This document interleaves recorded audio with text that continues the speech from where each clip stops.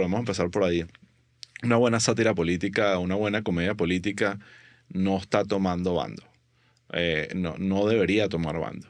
A veces te toca estar de un lado, pero simplemente porque el otro es el problema. Entonces automáticamente te dicen, eres tal vaina o eres de ese lado porque estás criticando el otro. No, bueno, estoy criticando el otro porque es criticable lo que están haciendo. Pero realmente yo creo que los mejores proyectos de humor político son los que más bien te cuesta entender de dónde viene su La crítica bias ideológico.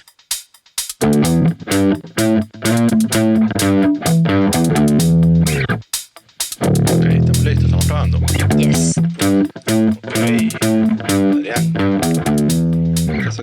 Veo que tenemos Celsius. Hay que hacerle promo a That Kind of Celsius. Friday. Es That Kind of Friday. ¿Qué más? ¿Todo bien? Ahí me lo termina. Vamos con todo. Mira, este episodio es especial para mí. Es un episodio casi que sale automático. Hice mi trabajito, pero no hacía tanta falta. Y además, estoy contento porque últimamente hemos estado gracias a Kat en parte, con un ritmo de grabación tan disciplinado que estamos grabando episodios que salen el año que viene. Literalmente ya hoy grabamos un episodio que estoy seguro que va a salir el año que viene. Sí, sin duda. Entonces hay que cuidar un poco el timing y no decir cosas tanto de la actualidad, cosas así que uno... Pero este episodio en particular lo vamos a grabar ahorita y va a salir en menos de 5 días, 6 días. Y eso me tiene... ¿Por qué será? ¿De cuál es el tema? Porque el timing es clave en esto. Y es un episodio que se lo quiero dedicar al humor político gringo, específicamente, al americano. Porque humor político hay en todos lados. En Venezuela hay, creo que vamos a hacer uno también dedicado a ese. Pero no sé si sabías, pero primero es año electoral y las elecciones son... Desde que estamos grabando, o sea, ¿hoy es qué fecha es hoy? Hoy es 25 de octubre. Me encanta. No sé si lo sabías, es año electoral. Y martes tras martes aquí, el countdown con Pueblo People y siento que somos como los tipos que tienen bunkers de fin del mundo, esperando el fin del mundo. Claro. Sí, que les emociona porque sí, naturalmente sí, te preparaste. Invertiste tanto tiempo al apocalipsis que coño, quieres que llegue. Pues. Pero sí, bueno, vamos a hablar de humor político gringo porque, bueno, hay elecciones presidenciales. Se dice por ahí, me da risa porque es como que no solo aquí en Estados Unidos, en Venezuela pasaba que cada elección que uno tiene es la elección más trascendente de la historia. Ahora sí están, ¿sabes? Si perdemos, se acaba todo y si ganamos, lograremos salir de la crisis, ¿sabes? Hay como un tema de polarización súper heavy. Pero tengo que decir que yo más o menos siento eso, ¿sabes? Como que siento que es una elección que va a definir muchas cosas en este país. Pero no voy a tomar postura política, voy a evitarlo lo más que pueda. Este podcast, Wow, este podcast no es para eso. La gente no sabe la postura política. No, pero más allá de eso, obviamente, en verdad la comedia no debería estar, y eso podemos empezar por ahí. Una buena sátira política, una buena comedia política no está tomando bando. No debería tomar bando. A veces te toca estar de un lado, pero simplemente porque el otro es el problema. Entonces automáticamente te dicen, eres tal vaina o eres de ese lado porque estás criticando el otro. No, bueno, estoy criticando el otro porque es criticable lo que están haciendo.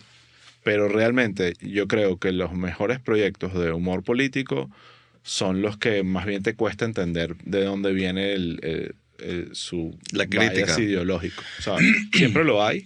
Y yo creo que pudiese argumentar por qué usualmente la buena comedia tiende a ser más liberal o más...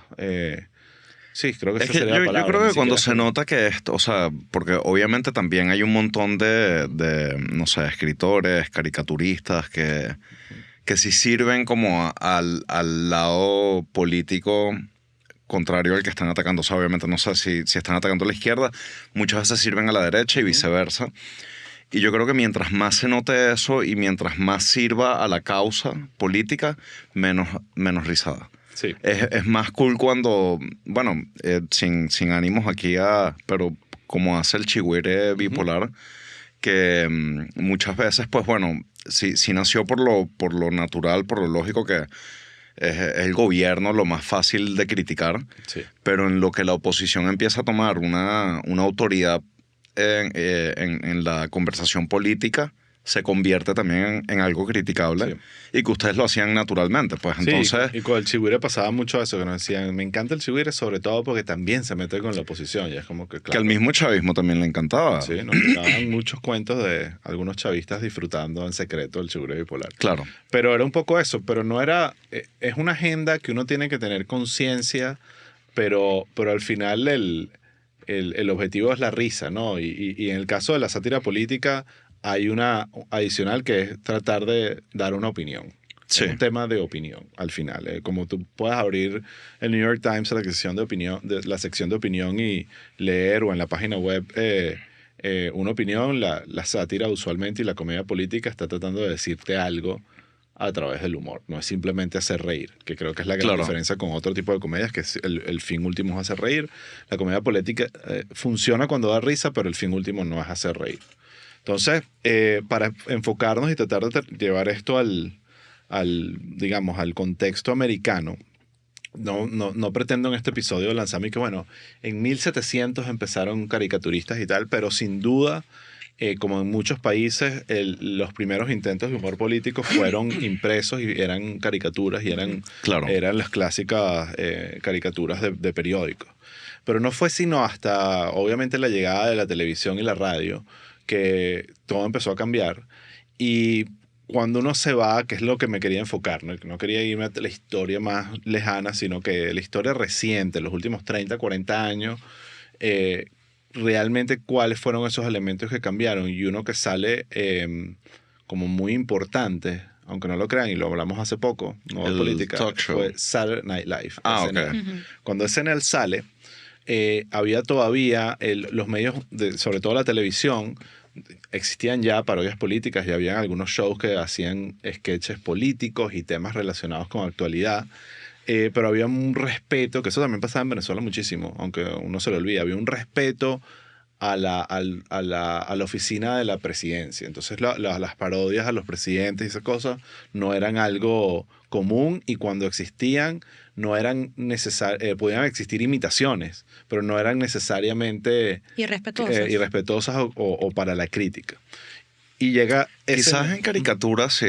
O sea, me da la caricatura, impresión. sí, pero Sí. estoy hablando de la televisión. Claro, sí, ya. específicamente. Sí. Había muy poco, y lo poco que había era muy... había como un respeto a la oficina del presidente, pues, y al cargo de la presidencia. Claro. No es que se perdió ese respeto, pero obviamente los medios empezaron a evolucionar. Bueno, se y a tener humanizó un poco empezaron la oficina, pues. y no sé, la sociedad empezó a ser un poco más liberal y menos uptight, así de sencillo. Y cuando ya sale Saturday Night Live en los 70, que hicimos, por cierto, un episodio que va a salir pronto sobre la película que salió ahorita, que se llama Saturday Night, celebrando los 50 años de Saturday Night Live. Ese fue el primer show de comedia que empieza a presentar a personajes políticos con una parodia frontal, y más que con un tono crítico, un tono de burla también, Sí. ¿sabes? Entonces, dato interesante, el primero que hace eso en SNL es Chevy Chase haciendo de Gerald Ford. Entonces hay toda una historia de que ni siquiera decidieron que se pareciera, ¿sabes? Era como que simplemente él es Gerald Ford, ¿sabes? Entonces empiezan Claro. estas cosas que después pasan en otros casos, y cada caso es distinto. En Saturday Night Live hay una historia larguísima. Aquí anoté los que me parecieron más legendarios de comediantes imitando presidentes, y hay un rango desde los que lo imitaban a la perfección hasta los que creaban como una imitación que era tipo parodia, que no necesariamente era exacto. Entonces, clásico ejemplo, con Chevy Chase y Gerald Ford, ese fue el primero.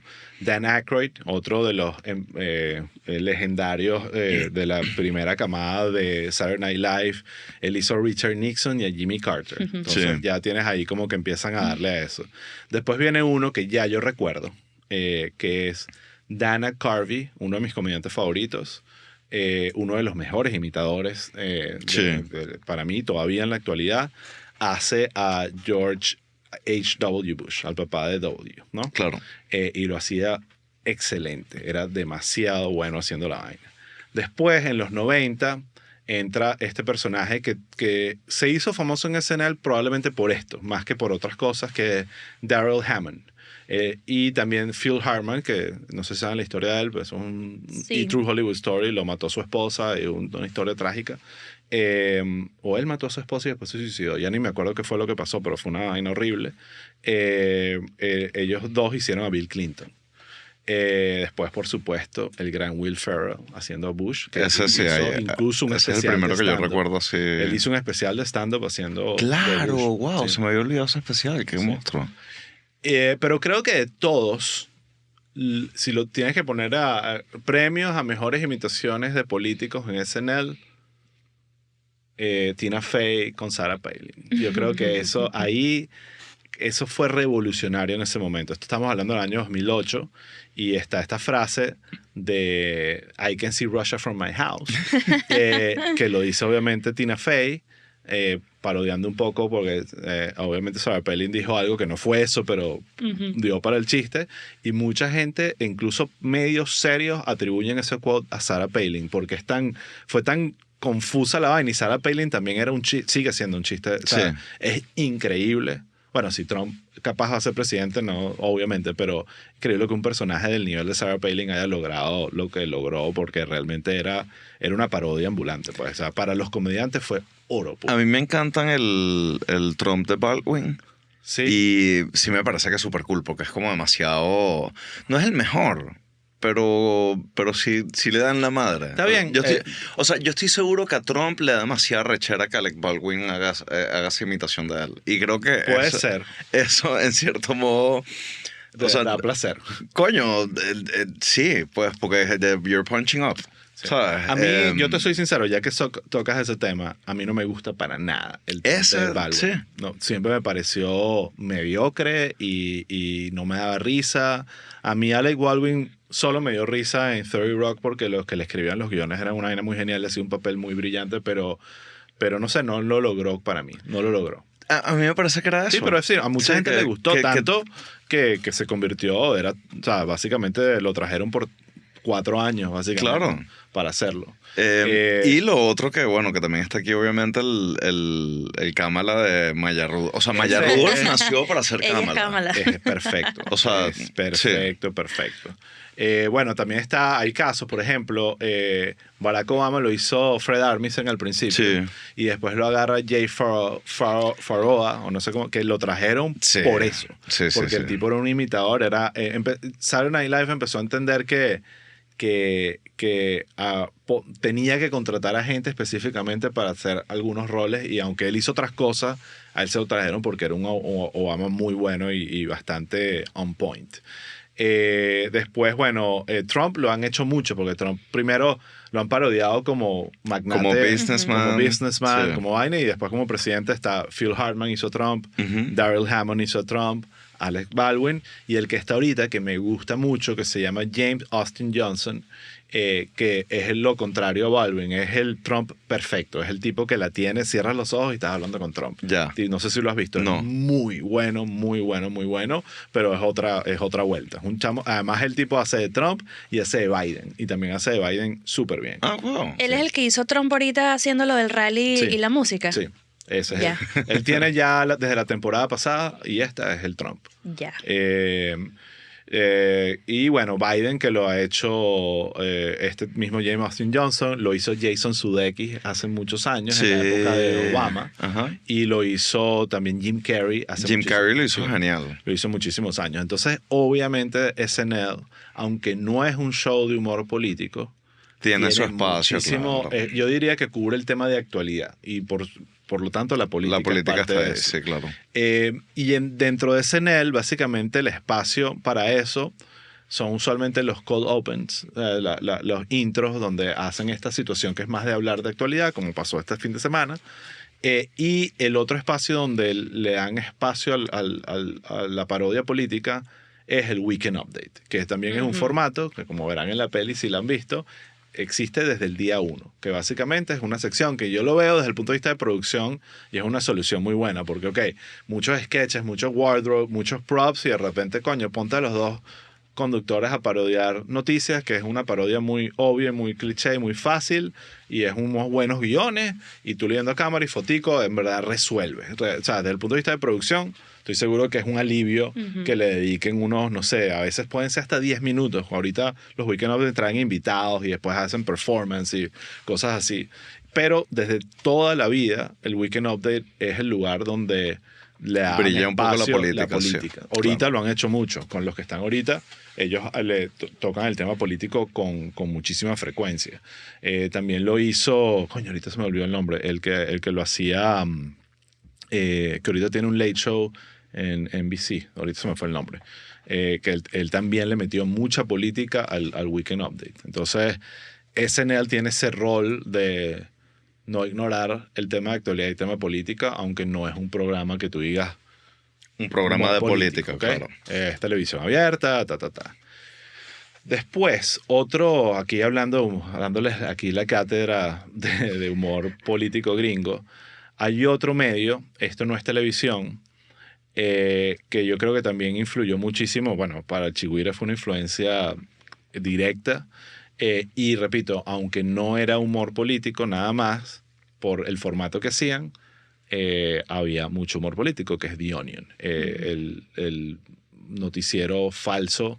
Claro, ustedes agarraron la sección de política de The Onion y la convirtieron en español y le hicieron el Chigüire bipolar. Tal cual. Yo tengo un cuento. Yo descubrí The Onion en el año como 2000, estudiando aquí, en el año 97, 98, estudiando en la Universidad de Oklahoma.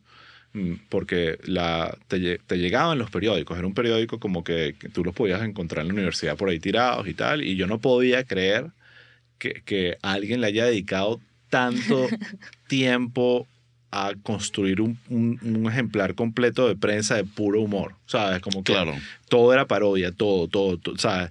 ¿Y qué son las parodias de un periódico? Bueno, el horóscopo, la sección de opinión, la mancheta, todas las cosas que a mí me enseñaron en clase de periodismo, ¿sabes? Claro. Todas las artículos, la publicidad, artículos, temas de... Sí, crónicas. Crónicas, temas de sociales, obituarios, toda vaina, y todo era un chiste, yo no lo podía creer.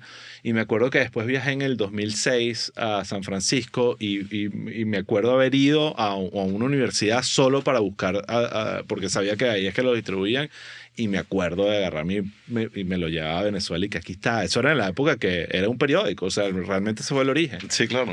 Después, obviamente, ellos tenían la página web y para el Chigüire fue una referencia, pero realmente el Chigüire quería ser más el camaleón que The Onion, ¿entiendes? Por eso lo que tú dices, era como política. Nosotros era como pura política. Después el Chigüire se transformó un poco más en otras cosas porque nos damos cuenta de otras oportunidades. Pero The Onion nunca yo lo percibí como de política. Pero siempre había sección política dentro de la parodia. Sí, naturalmente. Yo creo que también el contexto de Venezuela en ese momento daba para que, y si igual tuvieses un periódico, probablemente estuviese un poco más repleto de noticias de política y de actualidad y de sucesos que de cualquier otra cosa, porque era lo que estaba viendo el país. Entonces, bueno. Esa fue la realidad. Importante mencionarlo, mencionó de una vez que The Onion, obviamente al final, detrás de cualquier formato periodístico o cualquier proyecto de medios, hay seres humanos y eso define una línea editorial. Y si cambias a los seres humanos, cambia la línea editorial. Es así de sencillo. The Onion por muchos años tenía una línea editorial envidiable, ¿sabes? Que eran unos tipos que tú no les notabas el bias, ¿no? Y después hubo, hace unos 10 años, ellos venden The Onion, lo compra Univision, empiezan a existir algunos cambios, y tú empiezas a notar como The Onion empieza a moverse un poco hacia lo progre, ojo, no tengo ningún problema con eso, pero siento que perjudicó un poco el nivel del humor que estaban presentando. Y un momento yo incluso le perdí un poco la pista porque lo que estaban publicando era un poquito hasta medio deprimente. O sea, no sentía que lo tenían afinado. Y eso abrió una oportunidad para otro medio de ese mismo corte que se llama The Babylon Bee. No sé si lo has visto, lo has escuchado o lo has referenciado. Sí, me lo han mandado un montón. The Babylon Bee es la versión conservadora por ser prudente con el término, porque en verdad no sé si cabe el concepto conservador dentro de lo que ellos creen que son, pero es la versión más de derecha de The Onion. Sí. Yo The Onion no lo considero de izquierda, pero ellos un momento se fueron. Se fueron, sí. Y si ves The Onion, o sea, creo que lo mejor que le pudo haber pasado a The Onion fue que saliera de Babylon Bee.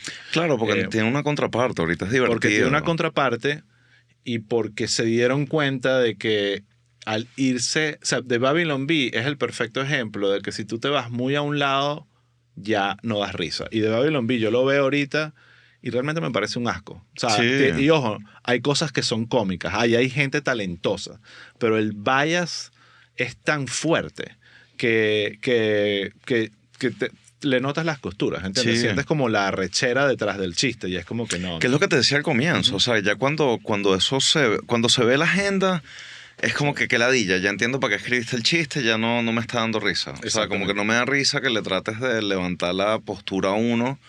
Sí. El chiste es para hundir, marico. Y la comedia política está un poquito para decir la verdad de una manera que la gente pueda entender o pueda como snap out, ¿no? Claro. Pero cuando es para reforzar una mentira o una percepción falsa, sí, ahí... entonces ya, obviamente hay gente que ama de Babylon Bee, Elon Musk es uno que yo creo que hasta les da plata, ¿sabes? Claro. Pero por las razones equivocadas. Entonces, Claro. y ojo, y eso pasa también con humor de izquierda o humor comunista. Que O sea, sí, ustedes me sí, imagino sí, que en sí. algún momento les llegaron como ofertas para trabajar junto a otros medios, otras vainas, de repente políticos con el Chihuira. En ese sentido, ustedes Pasaron cosas, sí. como entidad, me imagino que, o sea, era burda importante eso, pues si llegasen a trabajar con alguien, de no tener la limitante de... Entonces ahorita no se puede... O sea, como que siempre tenía que existir la carta abierta para poderse meter con todo el mundo. Claro, o sea, el tema es que a veces buscaban al chigüire no por el chigüire, sino por el talento detrás del chigüire. O sea, querían que yo hiciera algo, Juan y yo hiciéramos algo, pero no para el chigüire, sino para otras cosas. Ya. Y eso sí... Bueno, eso es otra vaina. Ok, pues, dale, claro, pero sí. si era como que So, para el work for chigüire hire. y tal, entonces Claro. no, o sea, el chigüire... El Chihuire tenía que tener su libertad. Sí, absoluta. el chigüire es como que el único lugar de plop donde no No pasa. habían reglas. No, y no hay nada, es como no nos subordinamos a nadie, ni ninguna marca va a decir que tenemos que decir que no. Pasaron casos de... Uno pensará con el chigüire que son los políticos los que llaman, eso pasó una vez, lo puedo decir aquí, una vez Ramos Alum nos llamó arrecho por un post para que lo tumbáramos. Coño, chico, tú Y obviamente nos reímos y no lo tumbamos, o sea, y lo ignoramos Waldo, completamente. ¿Te acuerdas más o menos de qué era? Mira, era un post de Sí. una... Era un post de que Capriles, era la época de Capriles y que Capriles había salido él mismo a tumbar los posters donde Ramos Alum lo apoyaba. O sea, era una vaina como así. Bueno, chico, pero tú estás tratando de saber unas mentiras. Creo que era no así, son. sí, mal no recuerdo.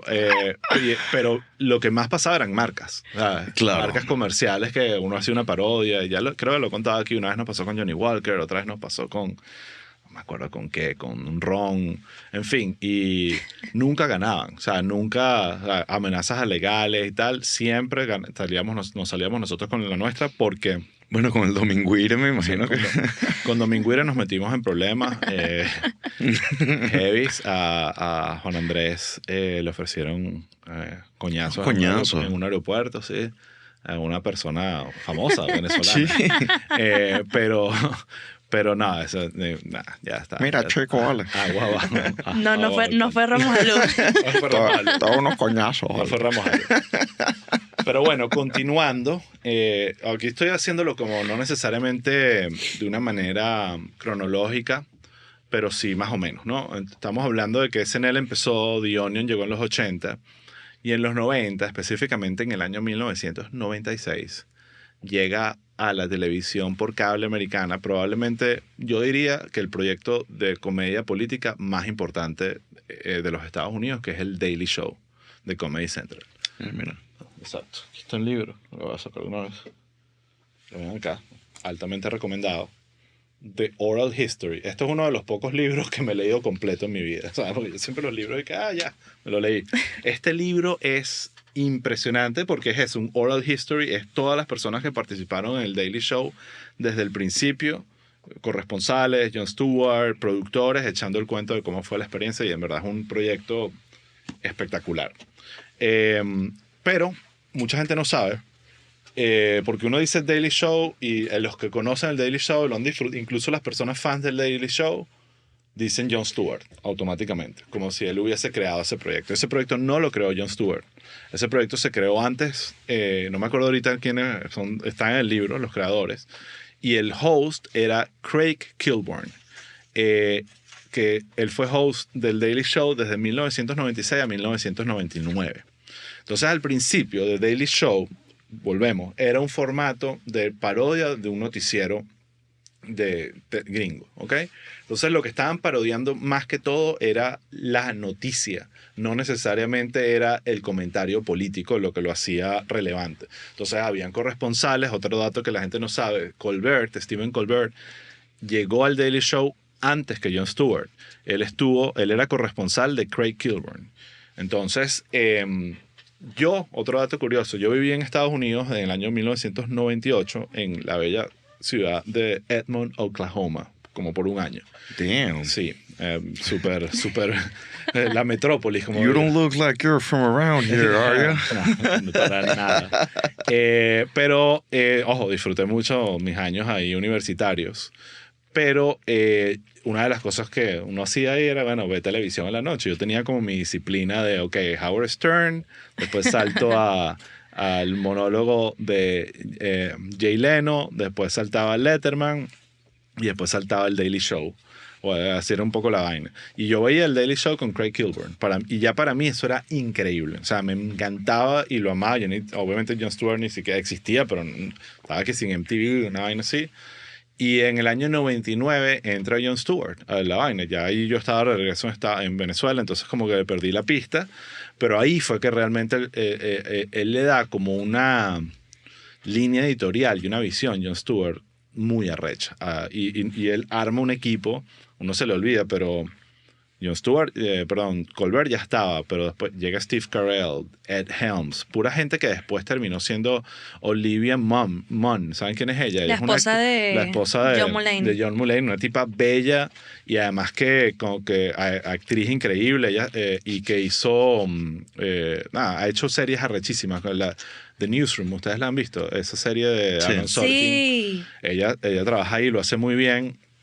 Y nada, el Daily Show para mí se convirtió en una vaina religiosa. Yo me acuerdo de ser la época de los DVDs, estoy hablando del año 2000 y pico, y en el 2004, cuando hay elecciones en Estados Unidos de George Bush contra John Kerry, ellos hacen una cobertura especial de las convenciones y es una vaina tan exitosa que sacaron DVDs y vaina y yo compré toda esa vaina, ¿sabes?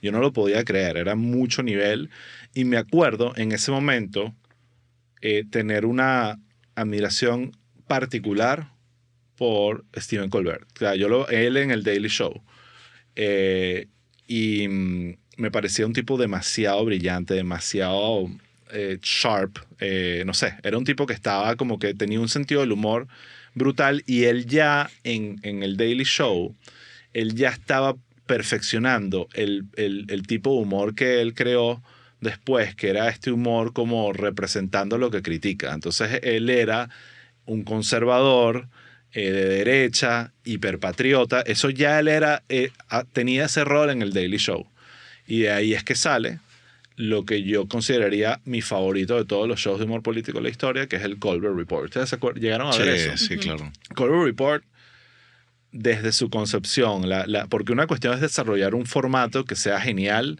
pero que después la escritura del día, sobre todo en los late shows, el formato, bueno, llega un host, hace un monólogo, después y después se sientan unos invitados. Hay muy poco lo que hay que formatear.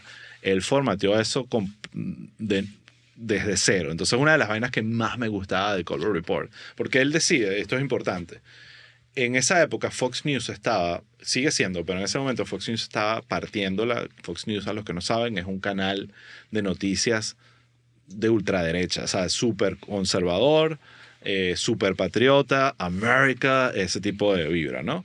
Y en ese canal había el prime time, el show con más rating era The O'Reilly Factor.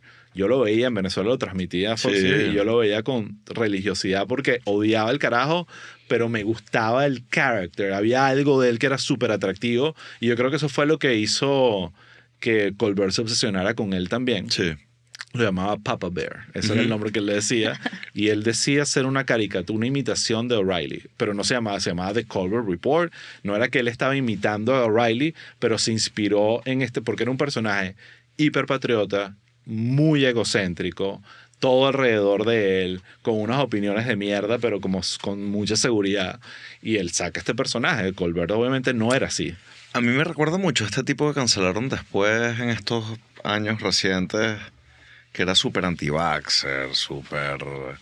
que salió en Joe Rogan, coño, un gordo, ahorita lo tengo que buscar. Okay. Pero bueno, sí, en fin, esa vibra de como persona que está haciendo como mucha misinformation. Sí. O sea, absolutamente errático. Pero en ese momento, porque el Partido Republicano se transformó a un partido más demente y como eso, mucha desinformación. Alex Jones.